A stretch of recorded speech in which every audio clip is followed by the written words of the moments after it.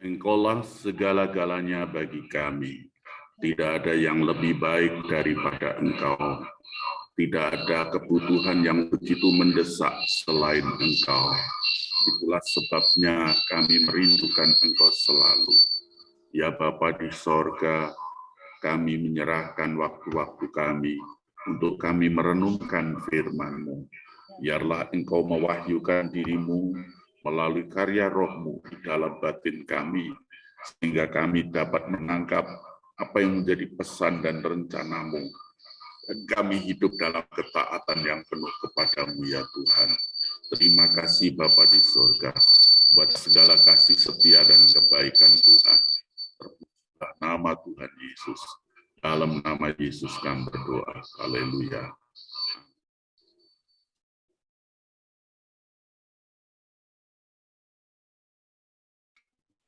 Puji Tuhan, selamat pagi semuanya. Shalom. Kita bersama-sama kembali belajar firman Tuhan yang terdapat dalam Filipi pasal yang ketiga ayat yang ke-20. Ya, sebagaimana telah disampaikan bahwa hari ini kita mau membahas tentang standar hidup warga kerajaan sorga. Ya. Filipi 3 ayat yang ke-20, karena kewargaan kita adalah di dalam sorga, dan di situ juga kita menantikan Tuhan Yesus Kristus sebagai juru selamat. Amin. Gagasan sebagai warga negara sorga itu menginspirasi daripada Rasul Paulus untuk menuliskannya kepada jemaat di Filipi, sebab Rasul Paulus punya pengalaman khusus ketika dia melayani di daerah Makedonia. Ya, di daerah itu ketika dia mendapat penglihatan ada orang yang mau tenggelam dan minta ditolong, dan melalui penglihatan itu Paulus mengerti Tuhan mengarahkan dia ke Makedonia. Dan ternyata sampai di daerah itu yang terjadi adalah dia diikuti oleh wanita yang dirasuk roh jahat, yang berseru-seru, ya, sepertinya sih mendukung pelayanan Rasul Paulus.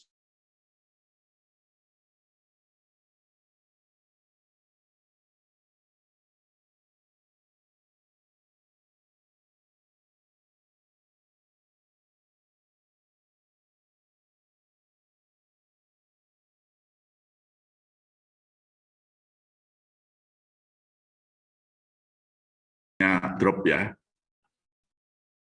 Oke. Ya.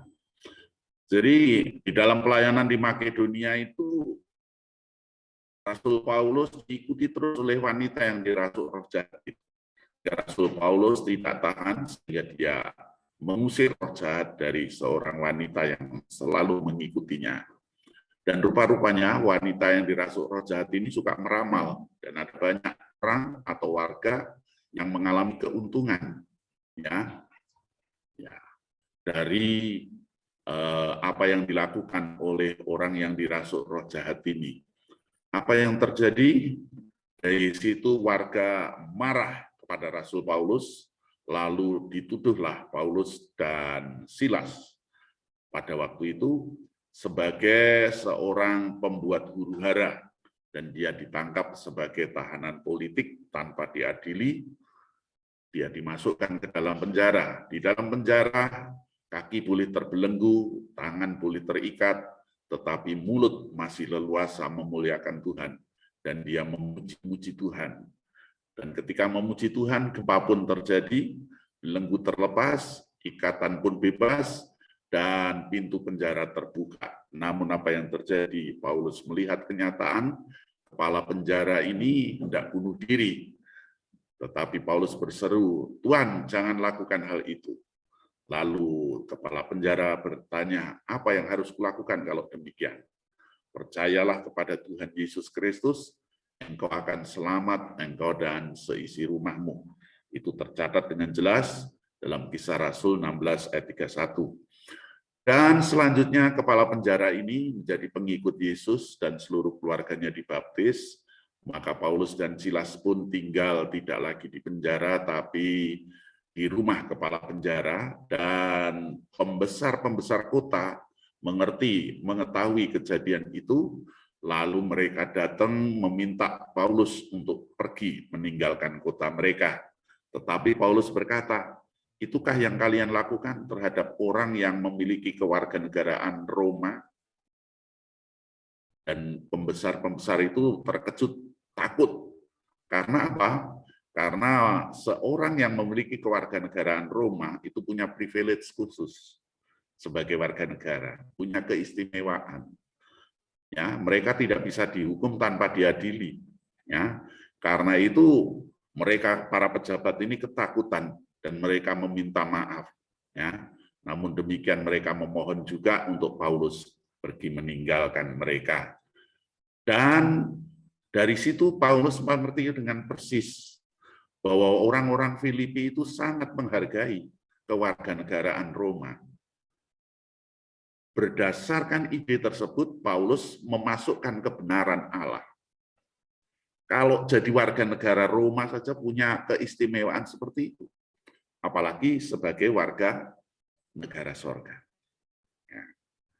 Jadi meskipun kita hidup di dunia, ya hari-hari ini barangkali rumah aja nggak punya, mungkin lagi ngekos, lagi ngontrak, nggak usah khawatir.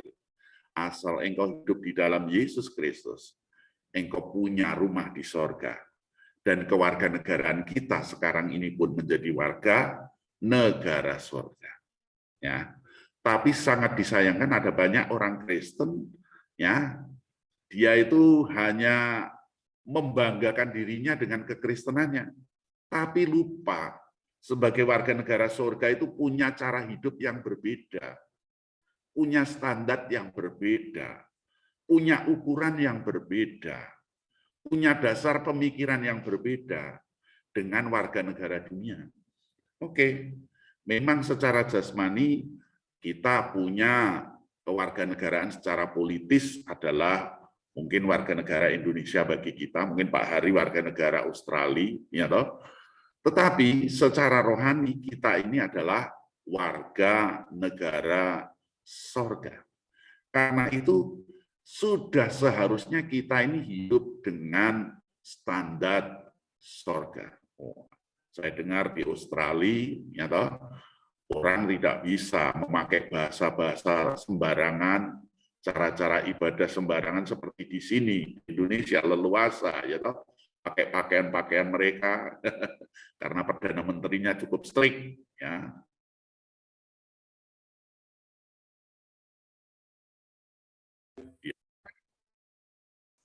Ya, saya minta maaf ini sinyalnya Anda bisa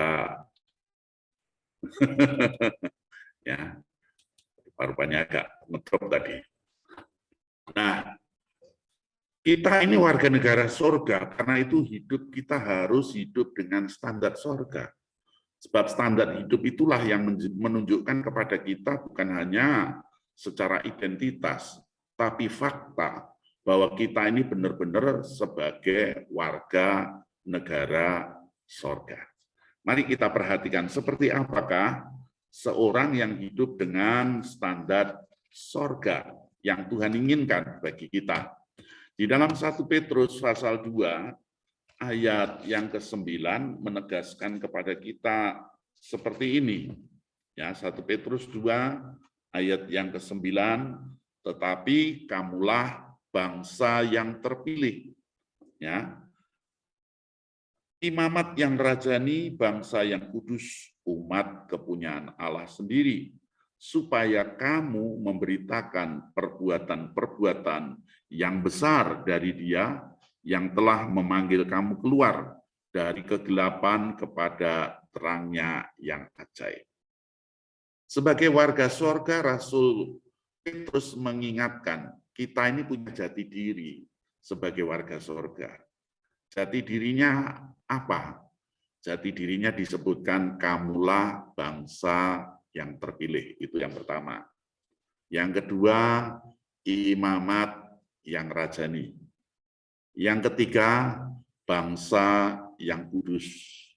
Yang keempat, umat kepunyaan Allah sendiri. Ya. empat jati diri ini haruslah mewarnai kehidupan kita ini secara kental dan nyata. Sehingga dimanapun kita berada, kewarganegaraan kita itu terbukti dan diketahui semua orang bahwa kita ini benar-benar warga negara sorga. Karena kita hidup sesuai dengan jati diri kita. Ya, jati diri kita ada bangsa yang terpilih.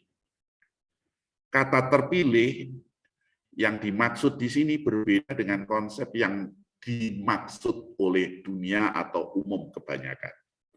Kalau kita milih, kan mestinya milih yang terbaik, milih buah yang nggak busuk, ya kan, yang warnanya segar, kan begitu ya.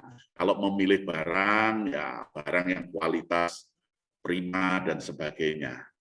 Tetapi Tuhan ini kata memilih di sini ini, memilihnya itu seperti pemulung memilih itu, ya. Di antara sampah-sampah yang ada dia pilih, ya. Kalau pemulung memilihnya adalah ini sampah ada harganya, enggak. Tapi kalau Tuhan memilih, itu bukan berdasarkan bentuknya yang sekarang, tetapi seperti apa dia di masa depan. Ya, oke, kita punya masa lalu yang kelam. Oke, kita punya masa lalu yang gelap. Kita punya masa lalu yang buruk. Kita rusak, kita hancur, kita jelek, kita bejat. Ya, kita ini benar-benar nggak pantas. Tapi disinilah yang namanya kasih karunia. Prerogatifnya Allah, kedaulatan Allah, itu Allah lakukan. Dia memilih kita. Dia tidak memandang masa lalu. Dia tidak peduli dengan kekelaman, sisi gelap dari hidup kita. Tetapi dia mengambil dan memilih kita karena kasih setia atas kita. Karena itu ketika kita memahami konsep jati diri kita yang benar sebagai bangsa yang terpilih ini, hati kita ini mesti dipenuhi dengan syukur.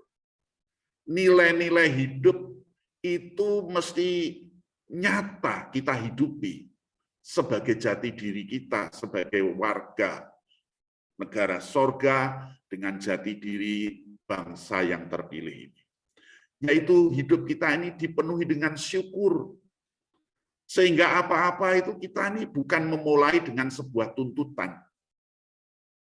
Jujur, kenapa hidup ini terasa berat? Kenapa hidup ini tidak nyaman? Kenapa hidup ini menyebalkan? Kenapa hidup ini tidak bisa menggairahkan? Karena kita memulainya dari sebuah tuntutan. Saya hidup, makanya saya harus nyaman, saya harus begini, harus begitu. Kenapa begitu? Sebab kita tidak memulai dengan mengupas tentang jati diri kita ini siapa. Kalau kita ngerti, kita ini warga negara sorga dengan jati diri bangsa yang terpilih, maka dari jati diri ini akan kita ketahui nilai-nilai apa yang harusnya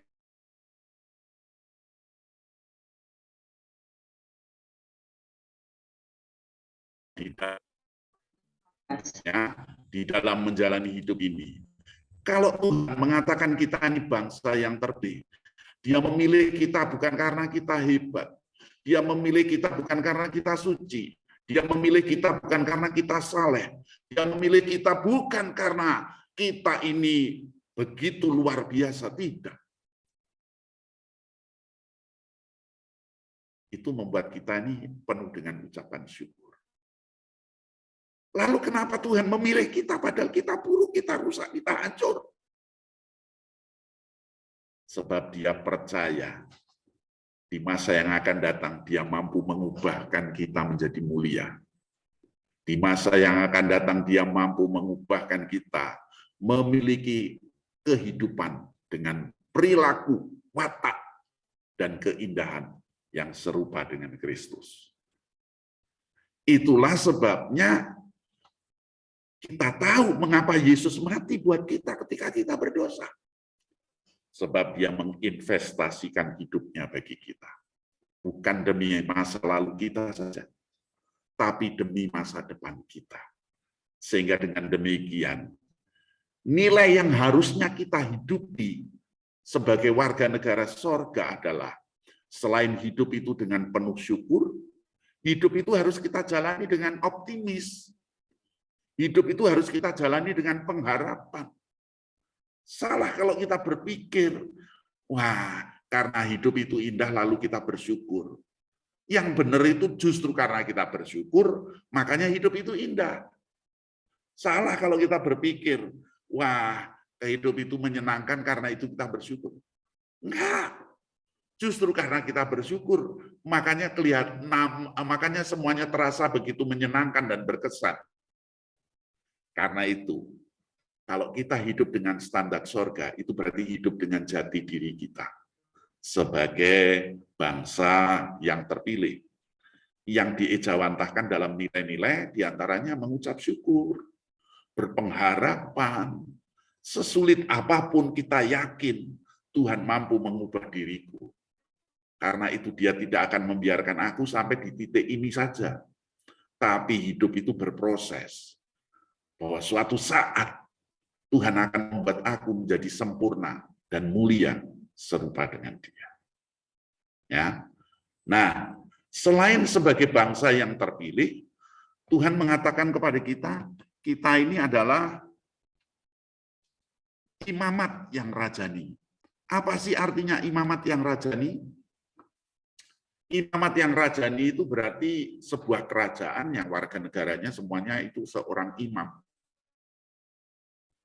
Kita itu tinggal dalam kerajaan Allah, di mana seluruh penduduknya adalah imam-imam yang melayani Tuhan. Ya. Kalau kita ini imam, berarti kita ini mesti berdiri di antara Tuhan dan umat. Ya. Nah, kalau posisi kita ini berdiri di antara Tuhan dan umat, berarti kita mesti bisa dipercaya oleh Tuhan, tapi juga bisa dipercaya oleh umat. Ada banyak manusia hanya mengejar kesan dan kepercayaan dari sesamanya manusia. Ya, demi kelancaran bisnisnya, demi kelancaran karirnya. Tapi kalau Tuhan tidak kehendaki mau ngapain? Akhirnya kita hanya sebagai seorang yang seakan-akan itu mengemis ya toh, kepada manusia. Ya. Karena apa? Kita hanya mengejar kepercayaan manusia. Padahal ada yang lebih berwenang dari manusia, yaitu Tuhan. Tapi ada juga orang yang hanya mengejar perkenanan Tuhan. Akibatnya apa? Lupa mengabaikan tanggung jawabnya terhadap sesama. Karena merasa dirinya suci, saleh, lebih hebat dari yang lain. Kita ini imam. Karena itu kita berdiri di antara Tuhan dan umat. Kepada Tuhan kita mesti suci, kudus. Kepada umat kita mesti ramah dan penuh perhatian, penuh kasih. Kan begitu. Ya. Nah, karena kita ini imam, itulah sebabnya kita harus menaklukkan diri kepada Tuhan dengan penaklukan yang benar. Ya. Bukan menaklukkan diri karena kita takut, tetapi kita menaklukkan diri karena kita tahu yang namanya orang yang dipercaya itu seperti apa dan mesti bagaimana. Itulah nilai-nilai yang mesti kita hidupi. Ya. Sehingga tidak sewenang-wenang. Sewenang-wenang sementara kita merasa diri kita lebih kaya dari yang lain lalu sewenang-wenang. Merasa diri lebih sukses dari yang lain lalu sewenang-wenang. Enggak. Kita harus tetap berdiri di antara Tuhan dan umat. Kepada Tuhan, kita harus bisa dipercaya oleh Tuhan. Tidak hanya percaya pada Tuhan. Banyak orang Kristen hanya berhenti sampai percaya kepada Tuhan. Persoalannya Tuhan percaya enggak sama kita. Itu jauh lebih penting. Ya. Kita juga harus bisa dipercaya oleh sesama kita. Kita punya janji, yuk tepat janji. Ya di atas ya, tidak di atas, tidak. Selebihnya itu berasal dari si jahat. Jangan sampai kita jadi orang Kristen tuh antara ya dan tidak itu nggak bisa dibedakan. Ya, nah, orang Kristen ya dan tidak nggak bisa dibedakan. Ini orang Kristen yang berasal dari mana ini? Ya, kalau orang Kristen yang datangnya warga kerajaan sorga, mestinya itu ya, tidak ya, tidak. Ya, nah kalau janjinya hari Senin ya hari Senin, kalau hari Rabu ya hari Rabu, ya toh. Bukan Seninnya Senin kapan lagi? Senin besok, besok kapan? Ya pokoknya Senin tarsok gimana? Ntar, besok.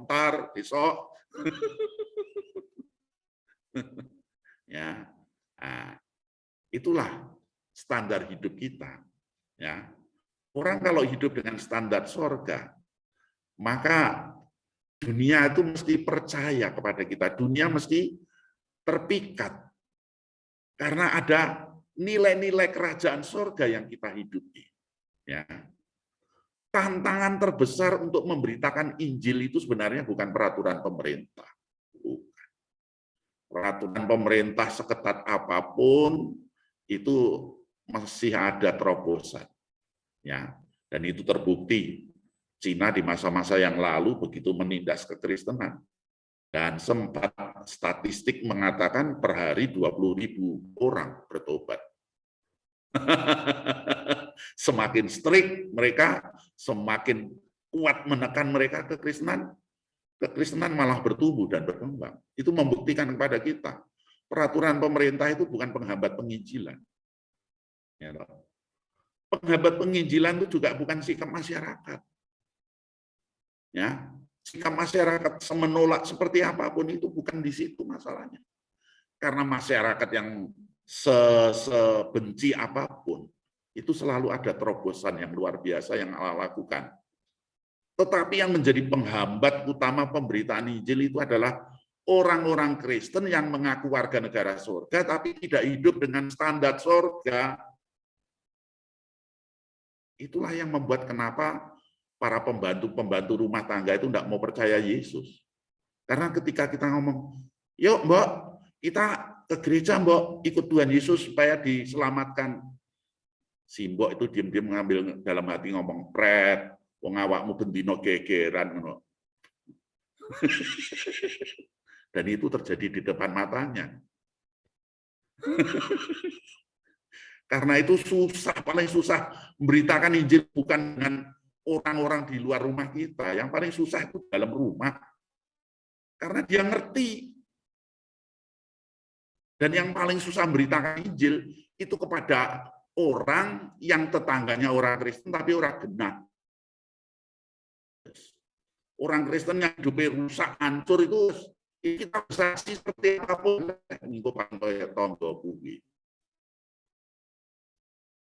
Akibatnya apa? Peraturan pemerintah seleluasa apapun itu tidak efektif.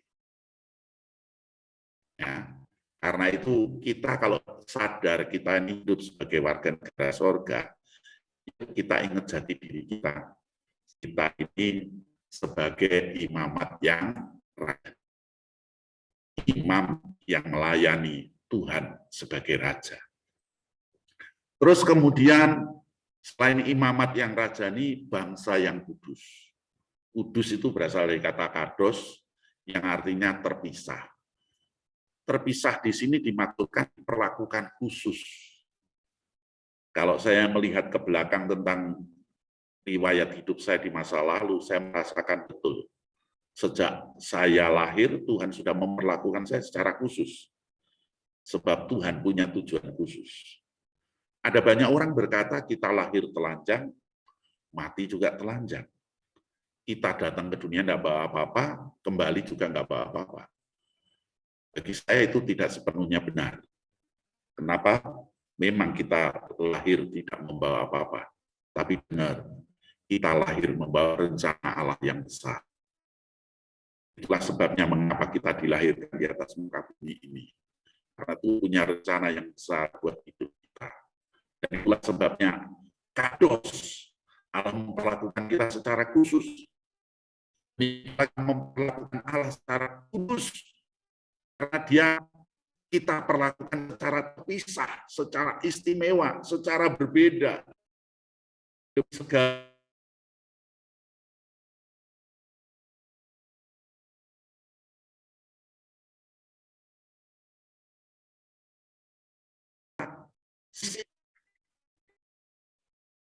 sisihkan di kita sedemikian rupa sehingga tidak tercemari oleh keduniawian, melainkan bagaimana kekudusan Tuhan itu merasuk dalam hidup kita. Nah, yang terakhir, umat kepunyaan Allah. Kita ini miliknya Tuhan, itulah jati diri kita. Karena itu kita merasa terhormat, kita merasa diri kita sangat-sangat berguna ketika Tuhan berkenan memakai kita. Kenapa Tuhan tidak leluasa memakai kita? Karena kita tidak menyerahkan sepenuhnya totalitas diri kita. Yuk kita periksa. Jangan sampai ada sedikit pun area hidup kita yang tidak dimiliki oleh Tuhan. Karena sedikit area itu yang tidak kita serahkan kepada Tuhan, itu membuat Tuhan gagal untuk leluasa memakai kita. Ya, saya punya ilustrasi, ada sebuah rumah bagus dikontrakkan, ya, tetapi tidak laku-laku. Kenapa begitu? Karena si tuan rumah ini punya persyaratan khusus, yaitu satu paku yang menancap di tiang itu tidak boleh disentuh dan tidak boleh diapa-apakan. Itu hanya hak pemilik rumah. Padahal paku itu menancap di tiang rumah yang ada di ruang tamu. Nah, akhirnya ada yang terpaksa, akhirnya bisa dia mengontrak dan sesuai perjanjian, paku yang di tiang itu menjadi hak daripada pemilik rumah. Apa yang terjadi? Awal pertama, topi ditaruh di situ, ya kan? Hari kedua, baju ditaruh di situ. Hari berikutnya, kuda talinya diikat di tiang itu. Akhirnya antara ruang tamu, ruang sama kandang kuda tidak ada beda. Ya, mungkin saya pernah sampaikan ini juga di tempat ini. Nah, ini menunjukkan kepada kita betapa sedikit area yang kita kuasai dan tidak kita serahkan kepada Tuhan. Itu membuat berantakan semuanya. Sehingga rencana Tuhan yang besar, yang indah, yang mulia, itu tidak bisa terwujud. Bukan karena Tuhan tidak maha kuasa, tapi Tuhan menghargai hak bebas kita, ya, free will kita. Karena itu Tuhan mau kita mengabdi kepadanya dengan kesadaran kami ini umat kepunyaan. Sehingga hidup dengan standar sorga semacam ini membuat Allah leluasa memakai hidup kita. Sehingga setiap jengkal bagian hidup kita menjadi mulia, menjadi bernilai, menjadi berharga. Sebab di situ ada pemakaian Tuhan yang indah atas diri kita. Selamat pagi dan selamat hidup sebagai warga negara sorga dengan standar sorgawi. Tuhan Yesus memberkati. Mari kita berdoa. Bapa di sorga, pagi yang cerah, pagi yang indah, nafas Tuhan tambahkan dalam hidup kami, sehingga kami dapat hembuskan dan tarik nafas itu sepanjang pagi ini, dan kami percaya sampai sepanjang hari ini, itu Engkau izinkan boleh kami lakukan. Kami tidak mau melakukan semua itu dengan sia-sia, dengan hampa, tanpa tujuan, tanpa makna. Karena itu biarlah firman-Mu menuntun kami, sehingga setiap hembusan nafas kami memiliki nilai kekal. Setiap hentakan jantung kami boleh mendorong kami makin mengasihi Tuhan.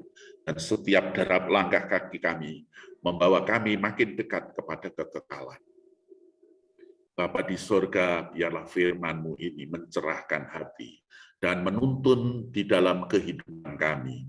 Boleh menjadi pelita bagi kaki kami dan terang bagi jalan hidup kami. Biarlah firman-Mu selalu terngiang-ngiang di telinga dan hati kami, terpatri di dalam sanubari kami, sehingga dengan demikian kami boleh menyimpan firman-Mu, dan kami tidak berdosa kepada Tuhan. Kami percaya firman-Mu berbicara lebih jauh, lebih dalam, lebih jelas lagi, melalui karya Roh-Mu yang menerangkan dengan cara-Mu sendiri yang hebat, yang di luar perkiraan kami. Itulah sebabnya hamba serahkan pemberitaan firman yang sudah hamba lakukan. Biarlah Engkau saja yang dipuji dan dipermuliakan. Dalam nama Tuhan Yesus Kristus, kami mengucap syukur dan berdoa. Amin. Selanjutnya kami serahkan. Firman-Mu boleh tertanam dan berbuah di dalam hati kami, dan kami dimampukan oleh Roh Kudus untuk taat akan firman-Mu.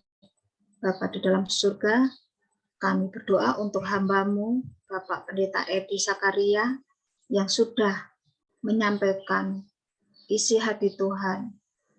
Kami mohon kepadamu, kiranya Tuhan memberkatinya, baik di dalam kehidupan rumah tangganya maupun di dalam pelayanannya, Bapak.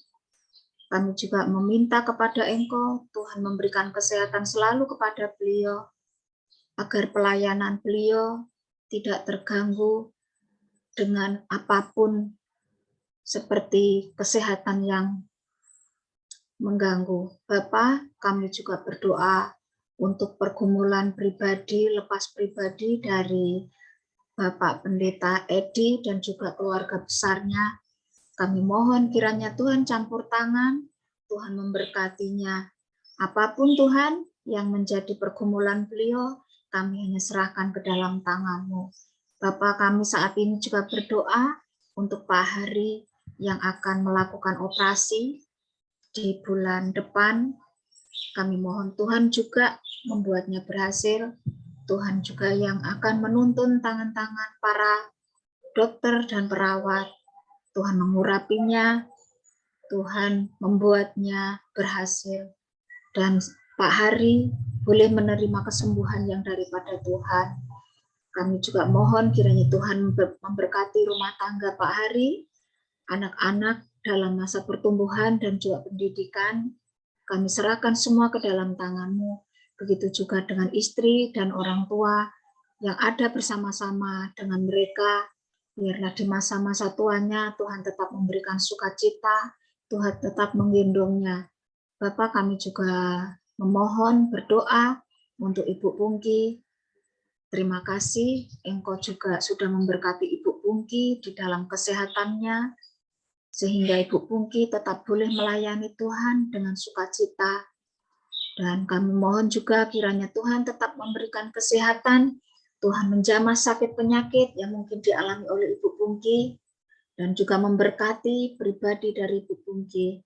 Tuhan juga memberkati anak dan menantu yang saat ini juga sedang merintis karirnya.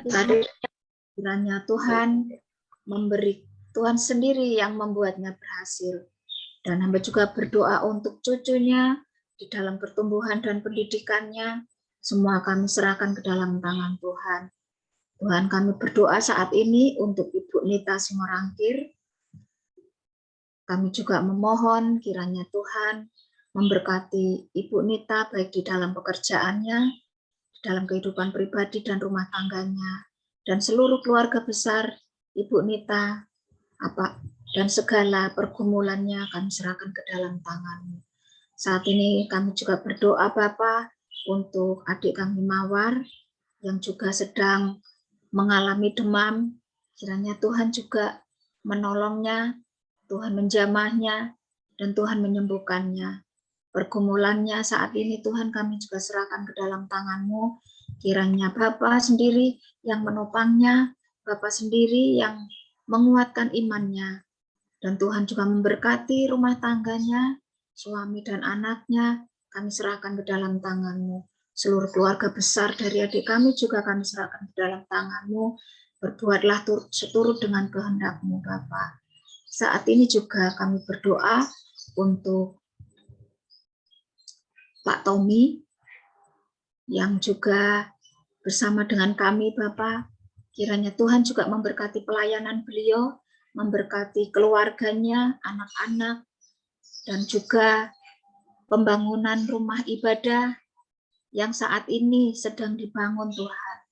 Beliau membutuhkan dana-dana untuk pembangunan rumah Tuhan. Tuhan, kami mohon kiranya Engkau mengirimkan tangan-tangan penolong, sehingga dana-dana yang dibutuhkan Tuhan sendiri yang cukupkan. Tuhan, kami juga berdoa untuk Pak Pendeta Sony yang juga sedang membangun rumah ibadah. Tuhan, kami mohon kiranya juga Tuhan mencukupkan segala dana-dana, mencukupkan segala kebutuhan. Begitu juga pergumulannya untuk pengadaan alat-alat musik untuk menunjang pelayanan beliau. Kiranya Tuhan sendiri yang akan mencukupkannya. Bapak, kami juga berdoa untuk Ibu Nana. Kami tidak tahu apa yang menjadi pergumulannya Bapak, namun kami hanya bisa memohon kepadamu. Kiranya Tuhan menopangnya, Tuhan memberkatinya. Tuhan memberkati sakit penyakit yang saat ini dialaminya. Tuhan sendiri yang menjamahnya. Bahwa dengan bilur-bilur-Mu lah Tuhan, apa yang dialami Ibu Nana saat ini boleh sembuh. Dan Ibu Nana boleh normal kembali dan bersukacita bersama-sama dengan Tuhan. Semua keluarga besar dari Ibu Nana kami serahkan ke dalam tangan-Mu. Segala usaha yang saat ini sedang dirintis dan terkendala oleh pandemi Tuhan, kiranya Tuhan memberkatinya. Bapa, kami berdoa untuk Saudari Lenita. Kami juga memohon kepadamu, Tuhan memberkati di masa-masa mudanya, memberkati kehidupannya.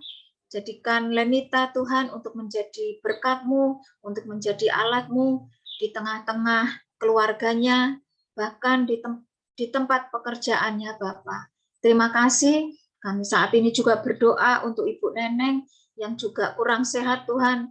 Kiranya Tuhan menjamahnya, Tuhan memulihkannya, dan Tuhan memberkatinya.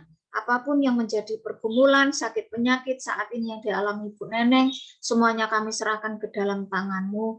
Tuhan yang akan memberkati pelayanan beliau di tempat pedalaman Bapak. Tuhan juga memberkati anak semata wayangnya, biarlah Rangga boleh menjadi berkat di dalam pergaulannya, bahkan di sekolahnya Bapak. Terima kasih Tuhan, saat ini kami berdoa untuk keluarga Ibu Nana yang juga mengalami sakit penyakit.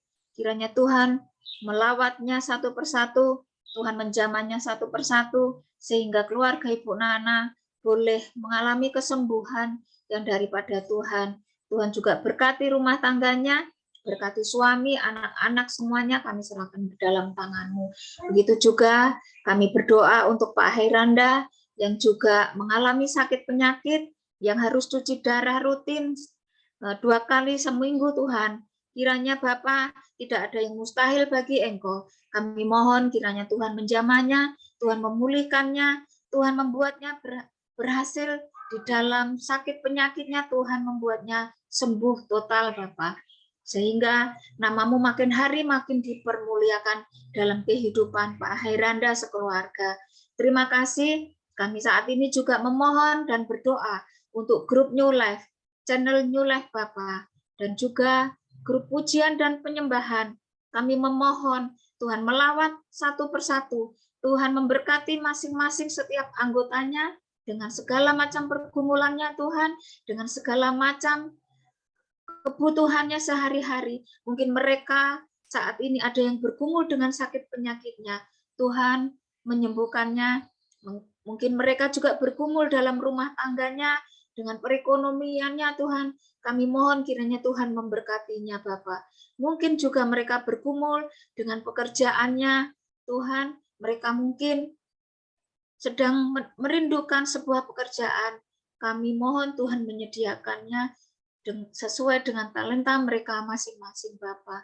Bapak di dalam surga, saat ini Bapak, sepanjang hari ini, kehidupan kami serahkan ke dalam tangan-Mu. Kami hendak beraktivitas, kami hendak melayani Tuhan, sesuai dengan talenta kami masing-masing Bapak. Kami mohon kiranya Tuhan memberkati kami masing-masing.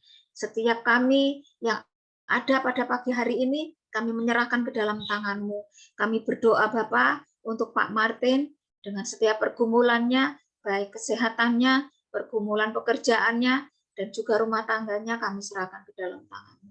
Terima kasih Bapa. Inilah Tuhan permohonan kami yang jauh dari sempurna Bapa. Biarlah Tuhan sendiri yang menyempurnakan sesuai doa yang Engkau ajarkan kepada kami bersama-sama. Bapa kami yang di sorga, dikuduskanlah nama-Mu. Datanglah kerajaan-Mu, jadilah kehendak-Mu di bumi seperti di sorga. Berikanlah kami pada hari ini makanan kami yang secukupnya, dan ampunilah kami akan kesalahan kami, seperti kami juga mengampuni orang yang bersalah kepada kami. Dan janganlah membawa kami ke dalam pencobaan, tetapi lepaskanlah kami daripada yang jahat, karena Engkaulah yang mempunyai kerajaan, dan kuasa, dan kemuliaan sampai selama-lamanya. Amin. Doa berkat. Mari saudara-saudara yang kekasih, kita arahkan hati kita kepada Kristus Yesus. Dialah Tuhan Juru Selamat dan dialah sumber pengharapan kita. Hanya Dia yang bisa memuaskan hasrat hati kita. Tuhan Yesus memberkati engkau, Tuhan Yesus melindungi engkau, Tuhan Yesus mengarahkan wajahnya kepadamu, dan Ia menyinari engkau, memberi kasih karunia dan damai sejahtera kepadamu. Di dalam nama Yesus, segala berkat yang terbaik, berkat jasmani dan rohani, limpah dalam ribaanmu. Terpujilah Kristus kekal selama-lamanya. Amin.